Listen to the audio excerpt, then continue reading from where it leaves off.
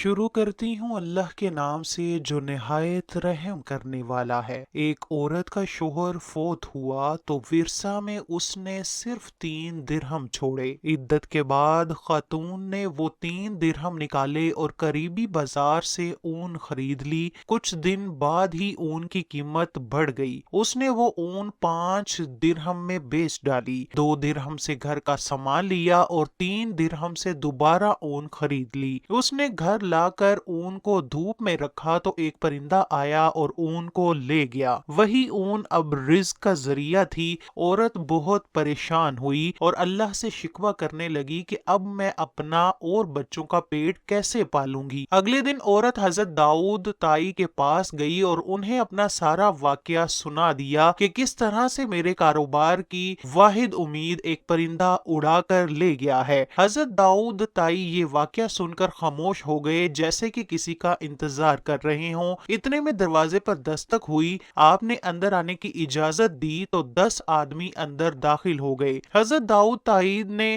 ان آدمیوں سے آنے کی وجہ پوچھی تو وہ کہنے لگے کہ کل ہم سمندر میں کشتی پر سفر کر رہے تھے، اچانک ہماری کشتی میں پانی بھرنے لگا۔ جانچ کرنے پر پتہ چلا کہ ایک چھوٹا سا سوراخ ہو گیا ہے۔ ہم سب نے اللہ سے دعا مانگنا شروع کر دی کہ اگر ہم اس مشکل سے نکل گئے تو ہم سب مل کر 10,000 درہم صدقہ کریں گے۔ تھوڑی ہی دیر میں ایک پرندہ آیا اور اس نے اپنے پنجوں میں پکڑی ہوئی اون ہماری کشتی میں پھینک دی، جس کو ہم نے فوری سوراخ پر رکھ کر اوپر ایک بھاری صندوق رکھ دیا اور ہم اس طرح صحیح سلامت کنارے تک پہنچ گئے۔ کنارے پر آتے ہی ہم آپ کے پاس آ گئے تاکہ آپ ہمارے یہ 10,000 درہم کسی مستحق تک پہنچا دیں۔ حضرت داؤد طائی ان لوگوں کی باتیں سن کر بہت حیران ہوئے اور ساتھ ہی ساتھ بہت خوش بھی ہوئے۔ حضرت داؤد طائی نے 10,000 درہم پکڑے اور پاس ہی بیٹھی اس عورت کو دے دیے اور اس سے کہا کہ دیکھو اب بتاؤ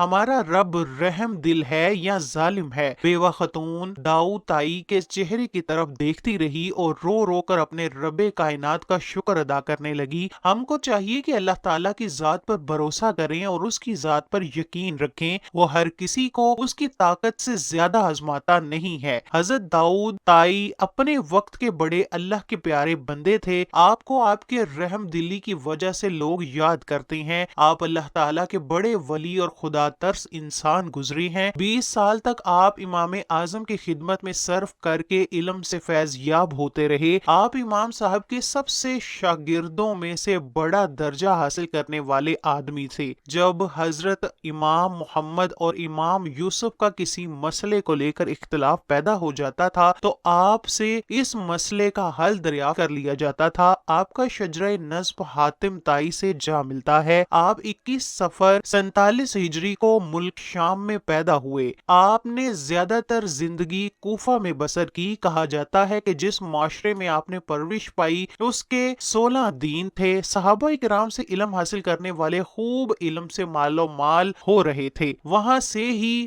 داؤد طائی کو علم حاصل کرنے کا بہت اچھا موقع مل گیا۔ جب ہارون الرشید امام ابو یوسف رحمۃ اللہ علیہ کے ہمراہ بالغرض ملاقات حاضر ہوئے تو آپ نے ملاقات سے انکار کرتے ہوئے فرمایا کہ میں دنیا دار اور ظالموں سے نہیں ملتا، لیکن جب ہارون رشید کی والدہ نے بے حد اصرار کیا تو آپ نے اجازت دے دی۔ جب ہارون رشید رخصت ہونے لگا تو ایک اشرفی پیش کرنی چاہی تو آپ نے منع کرتے ہوئے فرمایا کہ میں نے اپنا مکان جائز دولت کے عوض فروخت کیا ہے، اس لیے میرے پاس اخراجات کے لیے رقم موجود ہے اور دعا کرتا ہوں کہ جب یہ رقم ختم ہو جائے تو اے اللہ مجھے اس دنیا سے اٹھا لے۔ ایک مرتبہ امام ابو یوسف نے آپ کے خادم سے پوچھا کہ اب اخراجات کے لیے کتنی رقم باقی رہ گئی ہے تو آپ کے خادم نے عرض کیا کہ 10 درہم چاندی کے۔ تو امام ابو یوسف نے حساب لگایا کہ اب آپ اتنے ہی دن حیات رہیں گے۔ علم فقہ پر عبور حاصل ہے۔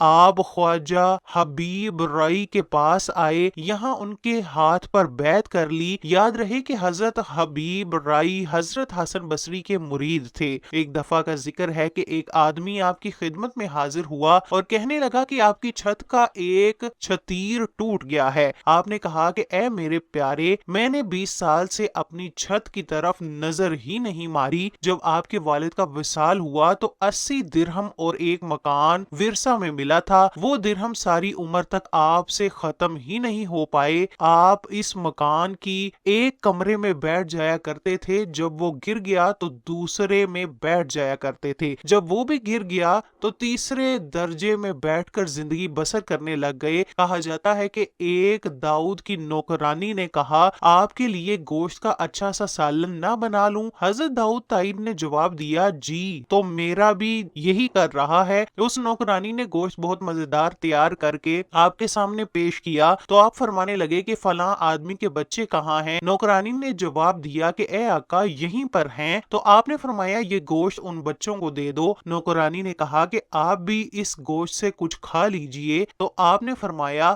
کہ یہ گوشت کھا کر بھی گندگی بن کر کوڑے میں ہی جانا ہے، اگر میں یہ کھانا یتیم کو کھلا دوں گا تو یہ اللہ تعالیٰ کی بارگاہ میں مقبول ہو جائے گا۔ سارا سالن یتیم بچوں کو بھجوا دیا اور خود عام معمول کی خوراک کھا لی۔ ایک دفعہ داؤد طائی حضرت امام صادق کے پاس تشریف لے گئے، ان سے عرض کرنے لگے، اے آقا مجھے کوئی نصیحت فرما دیجئے گا، میں اندر سے کالا ہو گیا ہوں۔ آپ کہنے لگے کہ تم تو زمانے کے مشہور زاہد اور عابد ہو، تم کو میری کس طرح ضرورت محسوس ہوئی ہے؟ داؤد طائی نے کہا کہ اے رسول صلی اللہ علیہ وآلہ وسلم کے فرزند، آپ کو ساری مخلوق پر فضیلت حاصل ہے، آپ کا سب کو نصیحت کرنا واجب ہے۔ آپ نے فرمایا، اے داؤد طائی میں ہمیشہ اس کام سے دور رہتا ہوں، ایسا نہ ہو جائے کہ میں کسی کو ایسی نصیحت کر دوں جو قیامت کے دن مجھے اس کا حساب ادا کرنا پڑے۔ یہ بات سن کر داؤد طائی روتے ہوئے فرمانے لگے کہ اے